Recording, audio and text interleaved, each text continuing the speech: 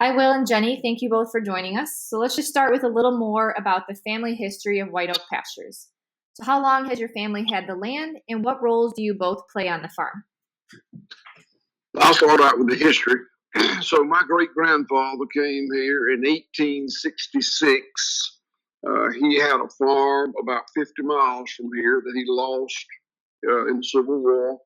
He was very fortunate. He had an uncle who was a medical doctor in Bluffton. So he came down 153 years ago and started the farm that is White Oak Pastures today. My role here is I'm one of the 5 directors that runs the farm. I'll let Jenni tell you what she does. And Jenni, you can tell them what the other directors do. I tend to think that I'm the guy that maintains the 17-inch home plate. Uh, in Little League, the home plate is 17 inches. In high school, it's 17 inches. College, 17 inches. Minors, 17 inches. Major League is 17 inches. And they keep a 17-inch plate. If a pitcher's not very good and he needs a 20-inch plate, they don't give him one. They maintain a 17-inch plate. I did not And know that. my job here is to be sure that we maintain the standards that is White Oak Pastures. That's awesome. Yeah. Jenni, you'll tell them. Yep. So my name is Jenni Harris. I'm Will's middle daughter, and I am the director of marketing. There are 5 directors that run White Oak Pastures. Dad just described what he does. My job is all things marketing and customer facing. We have a director of operations who has a master's in meat science from the University of Florida. We have a controller who manages all things finance and admin. And then my brother-in-law, who is the director of livestock. So all of our production managers report directly to him. There's 165 employees here. The 5 of us run the farm. We have about 25 managers who report to us, and the other 120 or whatever employees report to those managers. That's incredible. So that's just grown over the past 25 years? Yeah, I guess when I started this new way of doing or different way of doing it, I had about 3 or maybe 4 minimum wage employees. And that was in when? Well, 95 is when the mid-90s is when I really started moving away from industrial agriculture. Yeah, so that's actually a perfect segue. We wanted to talk about the difference in how you farm now versus how you farmed back then in industrial agriculture. Why did you decide to switch over? And then can you speak a little bit about the differences in animal welfare, meat quality, quality of the land between your farm now and the farm you had back then? I mean, you understand that was 4 different questions. Yeah, Sarah just threw it on I just it. want you to ramble. I just want to hear you talk. All right, so I guess the question that you asked that probably should be answered first is what's different today versus 25 years ago. And I'll take you back to when my great grandfather and grandfather ran the farm. It would have been super focused on the animals and the land and the community because that's all they had. My father, post World War II, took over the farm. And that's his generation, industrialized, commoditized, and centralized agriculture. Yeah. We can talk a lot about all 3 of those things, but it was done for noble reasons. Europe was starving. There was a need for cheap, abundant, consistent food. So the industrialization, commoditization, and centralization was wildly successful. It made food obscenely cheap and wastefully abundant and boringly consistent. Yeah. And it had unintended consequences. And the unintended consequences fell on the back of the welfare of the animals, the degradation of the land, and the impoverishment of rural America.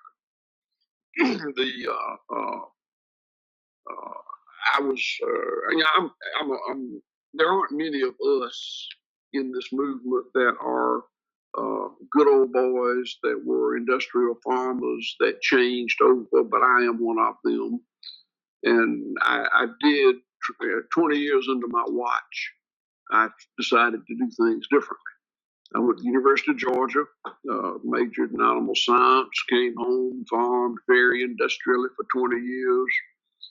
And in the mid-90s, I graduated from the University of Georgia in 1976. In the mid-90s, I had become increasingly unhappy with that production system. I was good at it, and we made money every year, but it was not a financial decision.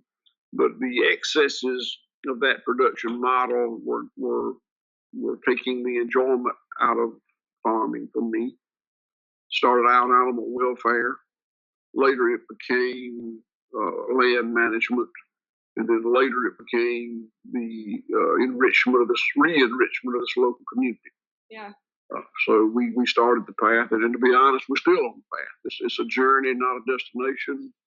Every year we farm a little bit differently, and just continue to move the ball down the field in terms of land regeneration, animal welfare, and the prosperity of the local community.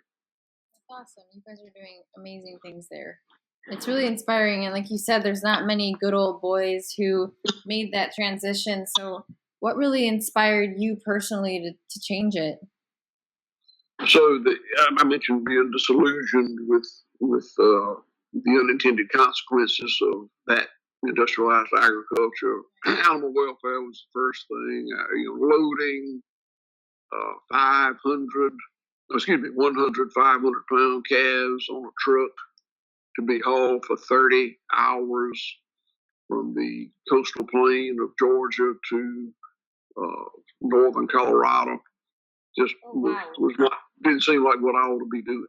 And it's really cool that you recognize that you recognize this at the time, that the land management practices weren't exactly ideal. And it's pretty cool that in 2017 you guys had the life cycle assessment of the carbon footprint of your beef production at White Oak Pastures. And just for our audience to understand a little, the results indicated that White Oak Pastures has a net negative carbon footprint.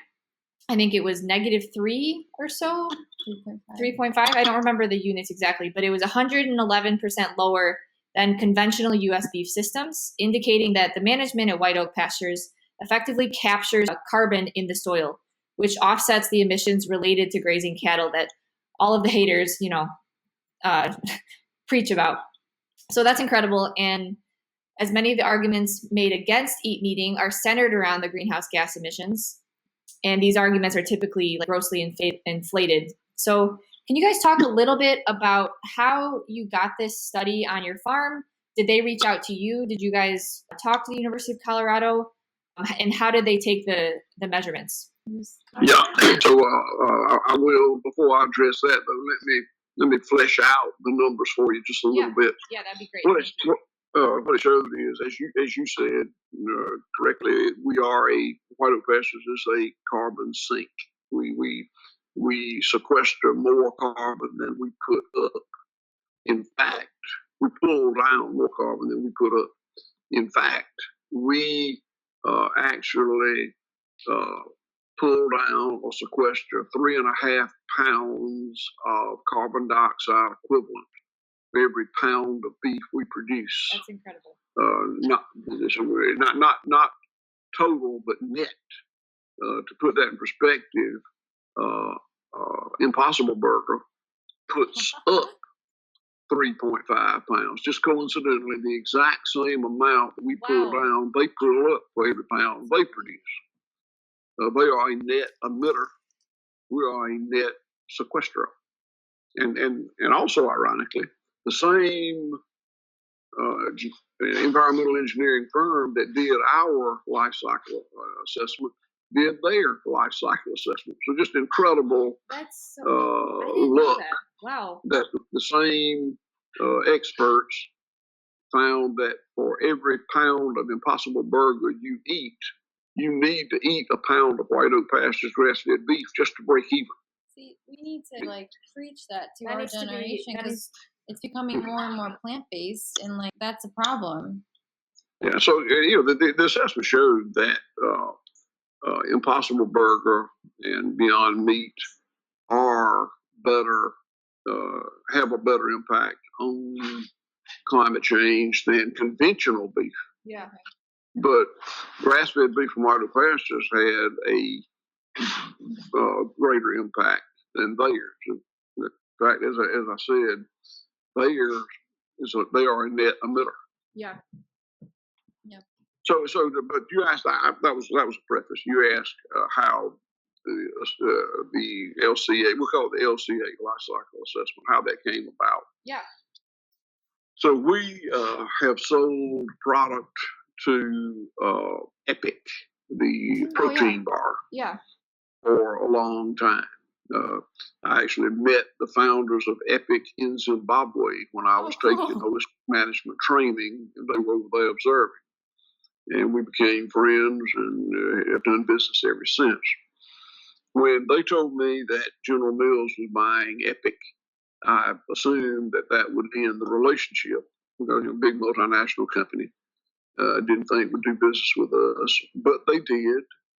And the director of sustainability at that time for General Mills came to the farm to see if we were doing what we said we were doing, and we are. And he made an offer to pay for this life cycle assessment, which is great because I could not have done that. It was an $80,000 study, and I didn't have $80,000 to invest in that. And the deal was he would pay for it. We would cooperate with them, allowing the people to take the measurements. We had to provide our records, and it was a painstaking process.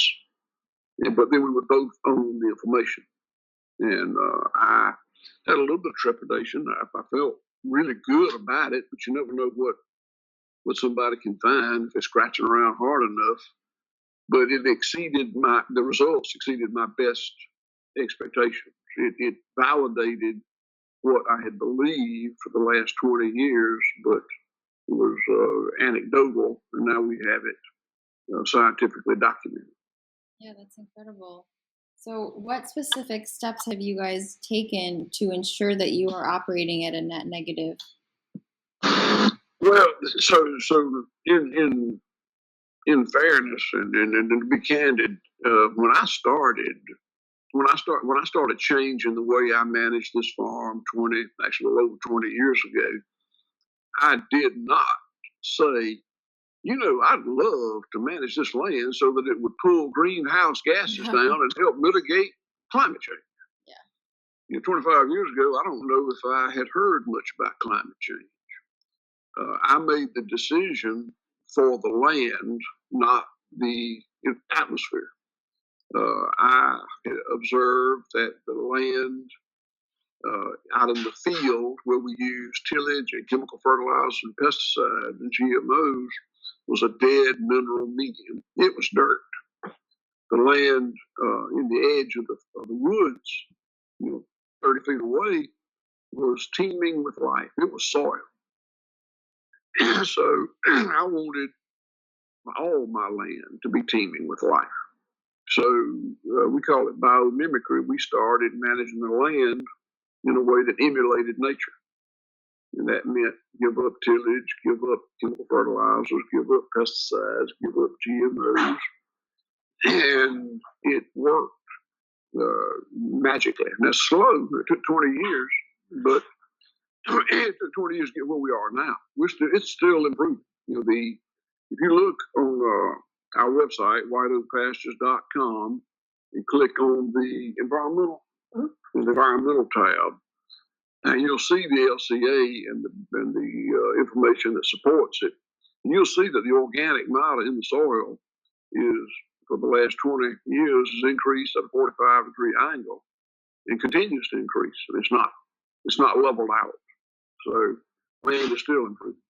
That's incredible. And that's improving the quality of your meat, and that improves the quality of our own health. So that's wonderful that you guys are doing that.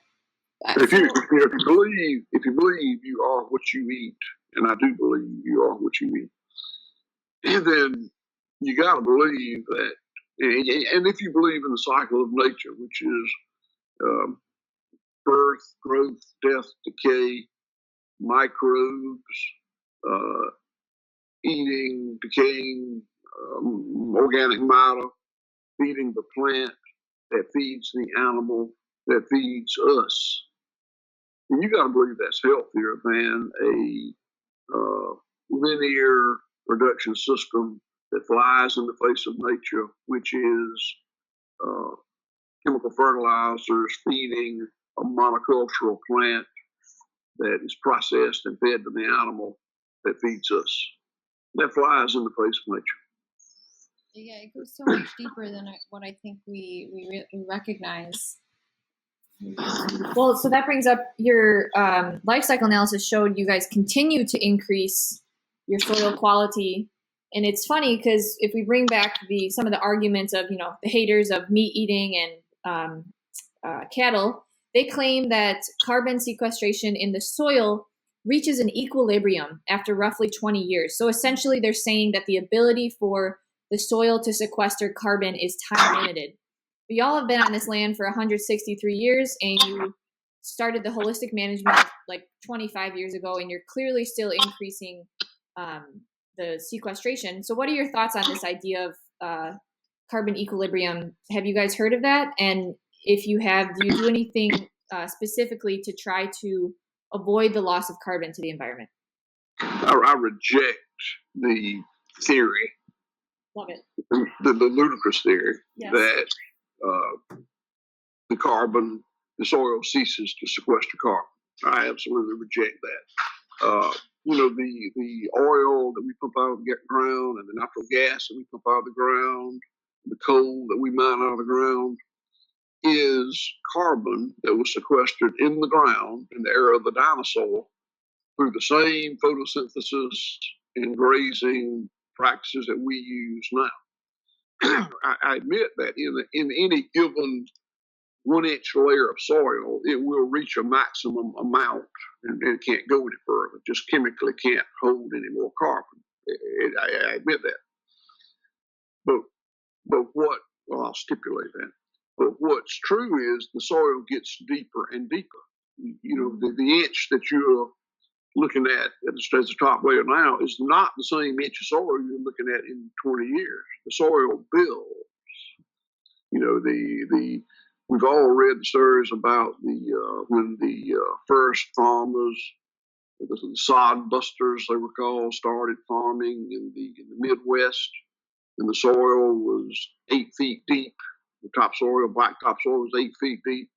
Now, after 100, 200 years of farming it, it's way less deep.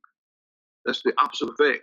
That's tearing down, destroying soil. What we do is building soil. It will get thicker and thicker. And there are no new minerals coming in. It's getting deeper because of the greenhouse gases is pulled down and sequestered in the land by the roots. Yeah, and even so in this study where they bring up the idea of the soil equilibrium, they even admit that they don't have good ways of measuring the amount of carbon sequestration deeper in the soil, and that seems to be where good grazing land management has the most effect. So they even admit, hey, we don't have good methods to measure deeper into the soil. And clearly your land is showing, hey, we've just built this soil and we can continue to sequester carbon. Yeah. So they don't have good ways of measuring the increase in the soil, which they don't, and I understand that. No, can't be expected to. You can look backwards and see that we have destroyed the soil. Yeah. And if you can destroy it by certain practices, if you cease those practices and start back in the building process, it's proof that you can go forward with it. Yeah. It seems very heavily dependent on the management, though. So within regenerative agriculture, and within the carnivore community, there is a push to just eat more grass-fed meat. And obviously there's a lot of different meanings of grass-fed, and it's not well regulated. Can you possibly speak on, there's a difference between buying meat from your farm and your animals versus buying it from a farmer who's maybe just grass-fed but not actually practicing responsible grazing, where their management is doing something for the land, whereas instead they've just got their cattle out there and they might be grass-fed, but they're not having the same effect as you guys. Do you have any opinion on that? Yeah, absolutely. So, I was one of the people that coined the phrase grass-fed, helped coin the phrase grass-fed. I was the president of the American Grass-Fed Association almost 20 years ago. And despite the fact that I was part of it, I would say that the term grass-fed is unfortunate. We human beings want to just put one word on something to describe it, and that's really impractical. And it's especially impractical when you've got really clever advertising marketing people looking for ways to bastardize whatever terms become popular with consumers. So, truly, you could shut cows up in a feedlot, a commercial, industrial, monocultural feedlot, and haul forage to them, and it is grass-fed beef. Now, that flies in the face of what I think consumers believe they're getting when they buy grass-fed beef. So similarly, maybe even worse, this is a pet peeve of mine, big multinational meat companies, and I can name them for you, can legally bring butchered carcasses from Australia, New Zealand, and Uruguay. Name them. Well, lay it out. Name them. And well, the beef industry is controlled. 80% of it is controlled by 4 companies: National Beef, Tyson, JBS, and Cargill. And those companies and other smaller multinational companies can legally shop for grass-fed beef, the cheapest place in the world, raise it there, slaughter it there, load it on a container, bring it to the United States, and sell it as product of the USA. Grass-fed beef, product of the USA. Which is, again, flies in the face that, the animal never drew a breath of air in the USA. But it's legal. The USDA rules allow for that. And, we as an organization, the American Grass-Fed Association, has fought it and unsuccessfully for years. That's crazy. Isn't it like some sort of crazy percentage of 85% of the grass-fed beef is grown overseas? Oh, yeah, fully 85%. Yeah, that's absolutely insane. And wasn't it like cool legislation that was passed where you could get away with not putting exactly where it came from, or it was something like that allowed for that confusion to take place on our food labels, where you don't have to explicitly say this wasn't grown here.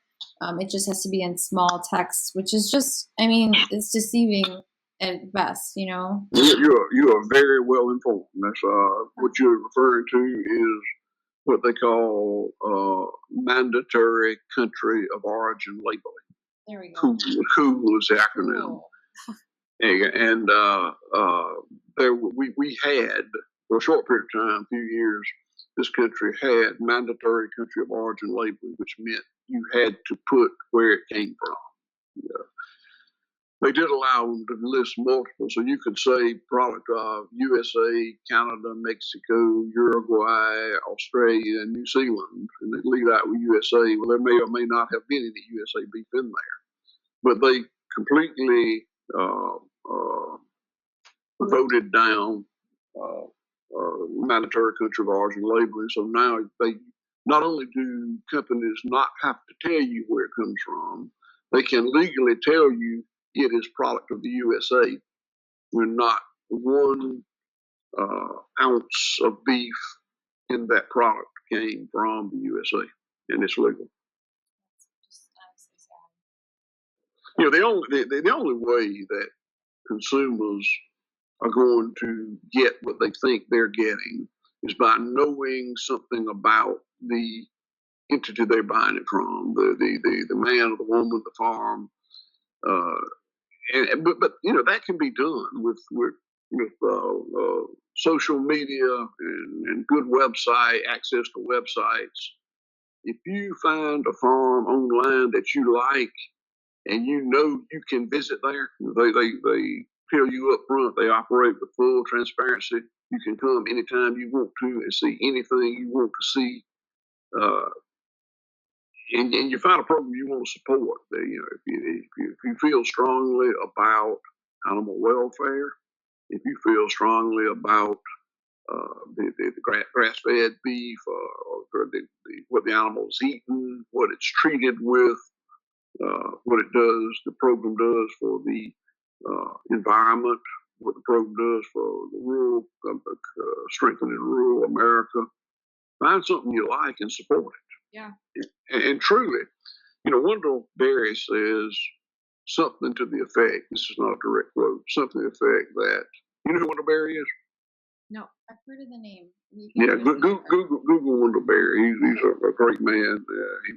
He wrote The Unsettling of America, a farmer from Kentucky.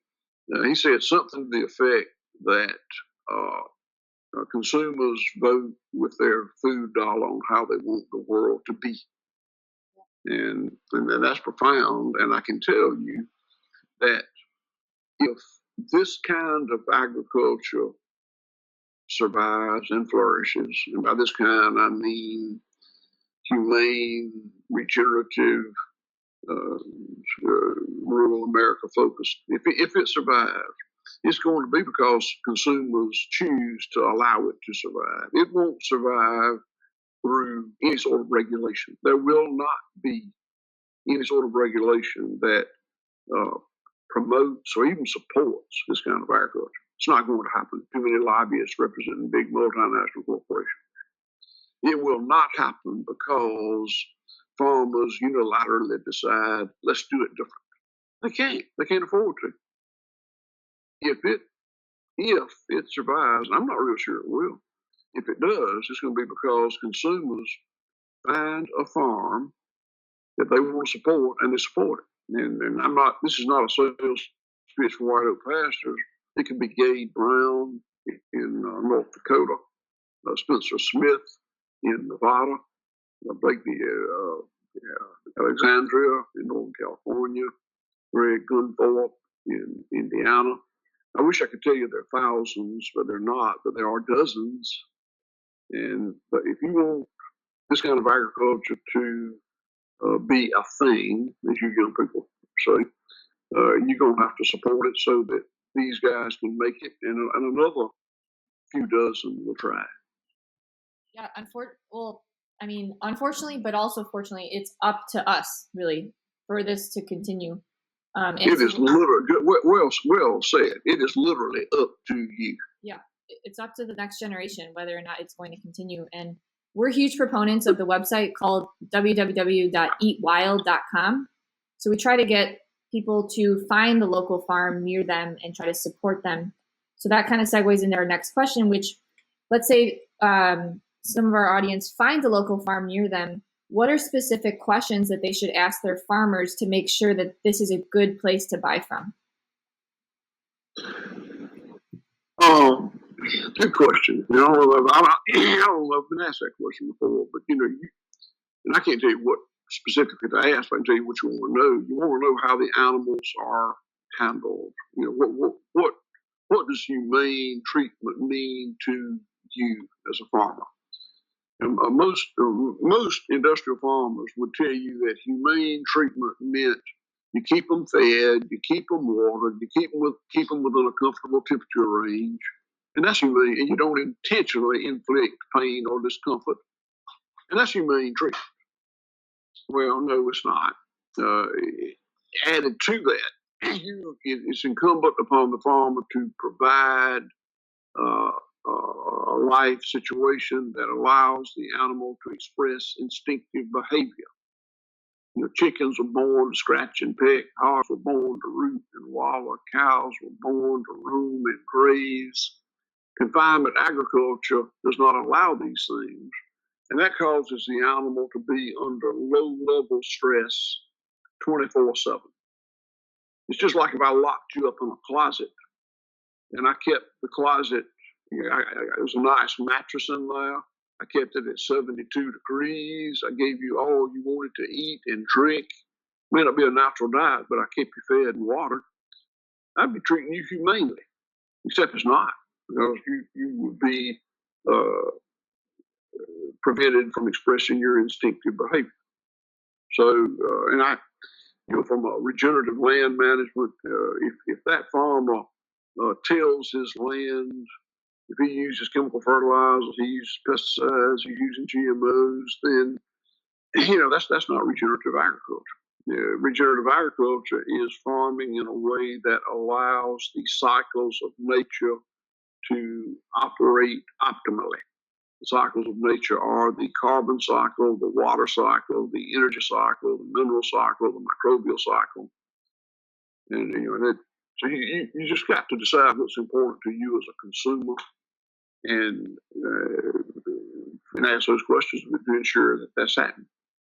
Yeah, it's unfortunate because it seems similar to grass-fed, where the term humane without third-party verification isn't very well regulated. Oh, well, I think that is my point, that any of these terms that we might choose to coin will be co-opted. I mean, you can't learn what you need to know on a 3-inch by 3-inch label. It can't be put on there. You got to do a little work. You got to find somebody that's operating a program you believe in and support that person. Yeah.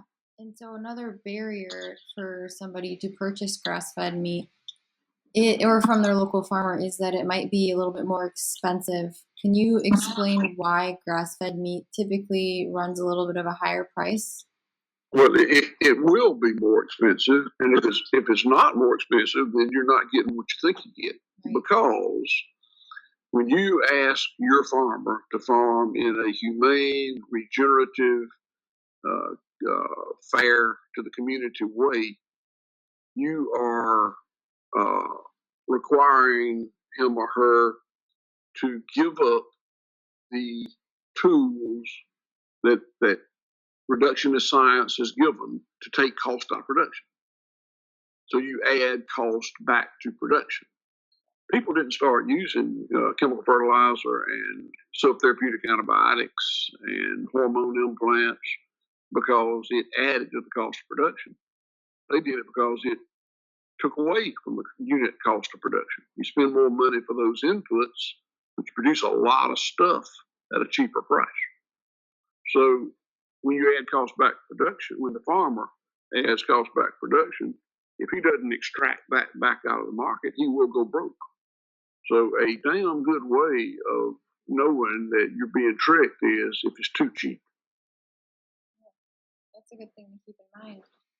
Another thing that I kind of wanted to dive into in regards to why the price is higher for local farmers and true 100% grass-fed meat is the current issues with processing facilities in the U.S. So a little background, although there is a large amount of processing facilities, they're often not conveniently located, timely, or very cost efficient, it seems.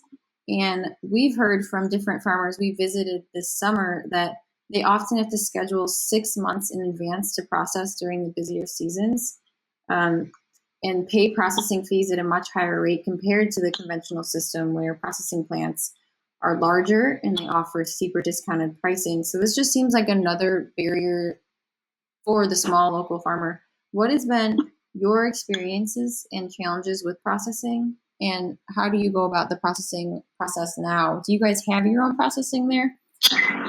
Well, we do, and I'm going to take an issue a little bit with some of the things you said.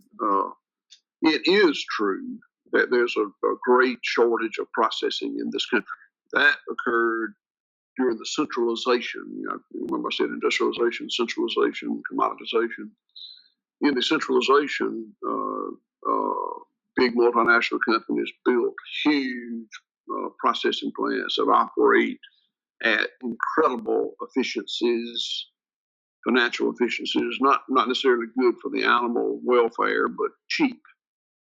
And when they did that, the rural network of small independent processors literally dried up and went away. That was the impoverishment of rural America and things like that. So now there's when farmers raise livestock, but they struggle to get them processed. Yeah. Well, it's a struggle, but it can be done. I mean, I hear many farmers talk about processing as though Smithfield and Tyson and Purdue and those guys had a patent on processing plants, and they don't. Anybody in this country can build a processing plant if he's willing to take the risk and go to the bank, borrow the money, and do it. That's what we did. When I say we, I literally mean White Oak Pastures. Me and my family, my employees, built USDA inspected red meat slaughter and processing facility here on this farm. We built later after we built the USDA inspected red meat plant. We built a USDA inspected poultry plant here on the farm, and we operate them. We pasture raise cows, hogs, sheep, goats, rabbits, and we hand butcher them in our USDA inspected plant. We pasture raise chickens, turkeys, geese, guineas, ducks, and we hand butcher them in our plant. Greg Gunthorpe did the same thing in Indiana. Gabe Brown did the same thing in South Dakota. It's a little bit of whining to say we just can't get it processed. There's three legs on the stool. You raise it in the pasture, then you've got to get it processed because customers don't want to buy a live cow, a live hog, or a live chicken. You got to do that too, and then you got to sell it. And for us, getting it sold is the hard part. We've done the heavy lifting on the production, we've done the heavy lifting on processing, and now our business is profitable and cash flow positive, but we operate on incredibly thin margins. We just can't get enough of it sold.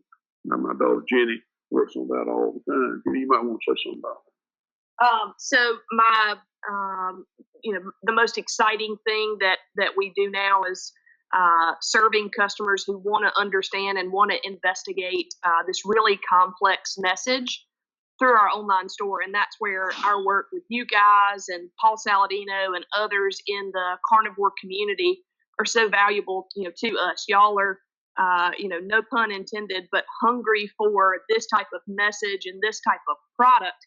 And so it gives us an ability to, tell that really complex story and then deliver a product, that's vertically integrated and zero waste and humane and regenerative and develops this really rural community. So, it's really exciting. And Dad says three legs on the stool a lot, processing, production, and sales. And I think we're just now learning who these customers are who really want to support this message. Yeah, and it's so critical that we get your message out there because it just is getting lost in our generation. They don't understand, and it's not to their fault either. I mean, you see what media displays, you see what the government says is best for their health and best for the environment. It's not their fault. That's why we've taken it to our hearts to spread your message, because this truly is like life or death of the future of our planet, and it's up to us. It really is. So whatever we can do to help you guys spread your mission is kind of what we're here for. That being said, Jenni just mentioned that you guys have a zero waste policy at your farm. Can you talk a little bit more about what that means to your farm and what that looks like and what it means to you as people?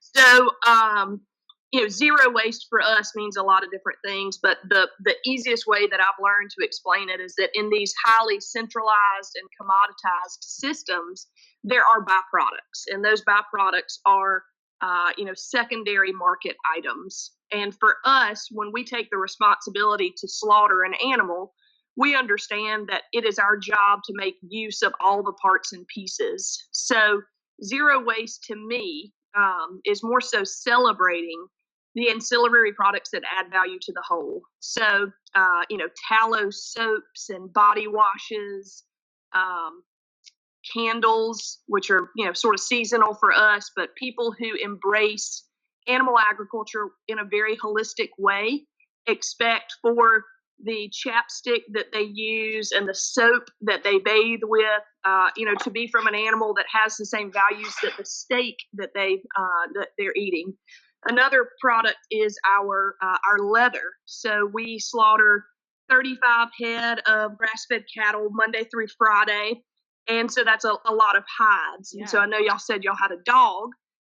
Those hides are very valuable to us because we turn them into either a rawhide pet chew or a leather wallet or checkbook holder or cell phone case or something with that same traceability, and higher values than what you might see elsewhere. So for us, zero waste is more about taking those secondary market products and celebrating what they are. That's incredible. And as carnivores, that's kind of what we aim to do with our style of eating to make this lifestyle the most sustainable as possible. We try to eat from the whole animal, so it's the whole concept of nose to tail eating. And I know you guys are pretty dang supportive of it there, because can you just tell us a little bit about the variety of animals and parts that you sell at your store? Y'all gonna make me hungry. Yeah. Right? Y'all don't need to wait till December to come see us. You just need to come now. But so Dad mentioned we pasture raise and hand butcher 10 species of livestock on the farm. So that's cattle, goats, sheep, chickens, turkeys, ducks, geese, guineas, hogs, and rabbits. And then we butcher those here on the farm and sell all the parts and pieces. So from pig ears and tails to chicken feet to beef liver to suet, the obvious ribeyes and strips and tenders. We even get creative, and we've created a few steaks ourselves, that are just fun to cut and fun to talk about. So our online store carries all of those, as well as the secondary market products like, the tallow soaps and pet chews and leather items.